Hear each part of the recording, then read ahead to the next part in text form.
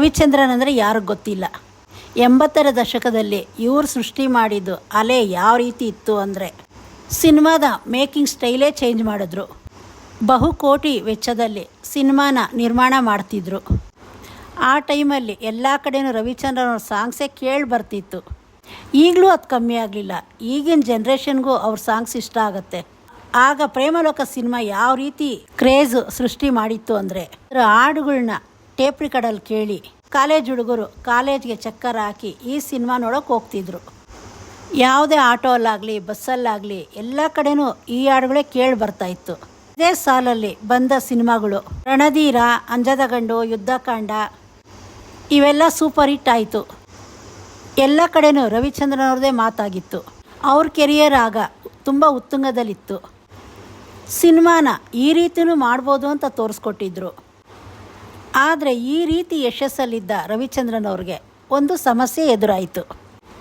ಆಗ ಅವರು ಶಾಂತಿ ಕ್ರಾಂತಿ ಚಿತ್ರನ ಶೂಟಿಂಗ್ ಮಾಡ್ತಾಯಿದ್ರು. ರವಿಚಂದ್ರನ್ ಅವರು ಕನ್ನಡದ ಬಗ್ಗೆ ಅವಹೇಳನೆ ಹೇಳಿದ್ದಾರೆ ಅಂತ ಆ ಸುದ್ದಿ ಎಲ್ಲ ಕಡೆನೂ ದೊಡ್ಡ ಮಟ್ಟದಲ್ಲೇ ಸದ್ದು ಮಾಡ್ತು. ಅವ್ರು ಹೇಳಿದ ಒಂದು ಮಾತು ಕನ್ನಡಿಗರಿಗೆ ತುಂಬಾ ಬೇಸರ ತಂದಿತ್ತು. ಆಗೆಲ್ಲ ಕಡೆನೂ ಪ್ರತಿಭಟನೆಗಳು ಶುರು ಆಯಿತು. ಈ ಪ್ರತಿಭಟನೆ ಕರ್ನಾಟಕದಲ್ಲಿ ತುಂಬಾ ತೀವ್ರ ಮಟ್ಟಕ್ಕೆ ತಲುಪಿತ್ತು. ರವಿಚಂದ್ರನ್ ಅವ್ರ ಫೋಟೋಕ್ಕೆ ಬೆಂಕಿ ಇಕ್ಕೋದು, ಅರ್ಧಾಕೋದು, ಅವ್ರ ಮನೆ ಮುಂದೆ ಬಂದು ಪ್ರತಿಭಟನೆ ಮಾಡ್ತಿದ್ರು. ಇದು ಈ ಮಟ್ಟಿಗೆ ತಲುಪಿದ್ದು ನೋಡಿ ರವಿಚಂದ್ರನ್ ಅವ್ರ ತಂದೆ ವೀರಸ್ವಾಮಿಯವ್ರಿಗೆ ತುಂಬಾ ಆತಂಕ ಆಗಿತ್ತು. ಮಗನ್ನ ಯಾವ ರೀತಿ ಕಾಪಾಡ್ಕೊಳ್ಳೋದು, ಇದರಿಂದ ಹೇಗೆ ಆಚೆ ಬರೋದು ಅಂತ ಅವರು ಚಿಂತೆಗೆ ಒಳಗಾಗಿದ್ದರು. ಆಗ ರವಿಚಂದ್ರನ್ ಅವ್ರ ಮಾತನ್ನ ಯಾರು ಕೇಳೋ ಪರಿಸ್ಥಿತಿಯಲ್ಲಿ ಇರಲಿಲ್ಲ. ಇಡೀ ಚಿತ್ರರಂಗಕ್ಕೆ ಇದು ಬೇಸರ ತಂದಿತ್ತು. ಆಗ ಎಲ್ರಿಗೂ ಇದೊಂಥರ ಆತಂಕ ಆಗಿತ್ತು. ಆಗ ಈ ವಿಚಾರದ ಬಗ್ಗೆ ಡಾಕ್ಟರ್ ರಾಜ್ಕುಮಾರ್ ಅವರು ಎಂಟ್ರಿ ಕೊಟ್ಟರು. ಜನ ಎಲ್ಲ ಡಾಕ್ಟರ್ ರಾಜ್ಕುಮಾರ್ ಅಂದರೆ ದೇವ್ರ ಥರ ಆರಾಧನೆ ಮಾಡ್ತಿದ್ರು. ಸತ್ಯ ಏನಂತ ರಾಜ್ಕುಮಾರ್ ಅವರು ತಿಳಿಯೋ ಮುಂದೇನೆ ಆ ಪರಿಸ್ಥಿತಿ ನೋಡಿ ಇಡೀ ಚಿತ್ರರಂಗನ ಕುಟುಂಬದ ಥರ ನೋಡ್ತಿದ್ದ ರಾಜ್ಕುಮಾರ್ ಅವರು ಆಗೊಂದು ಪತ್ರ ಬರೀತಾರೆ.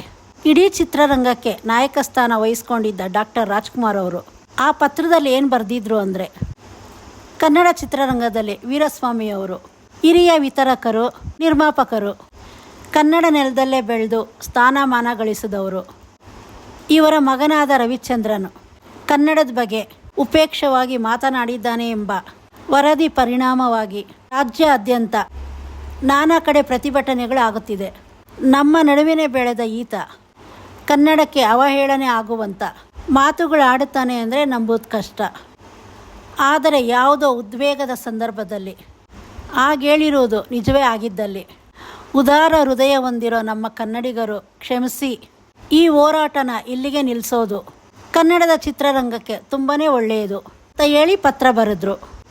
ಅಣ್ಣವರು ಈ ಪತ್ರ ಬರೆದ ಕೆಲವೇ ನಿಮಿಷಗಳಲ್ಲಿ ಇಡೀ ರಾಜ್ಯದಲ್ಲಿ ನಡೀತಾ ಇದ್ದ ಪ್ರತಿಭಟನೆ ತಣ್ಣಗಾಯಿತು.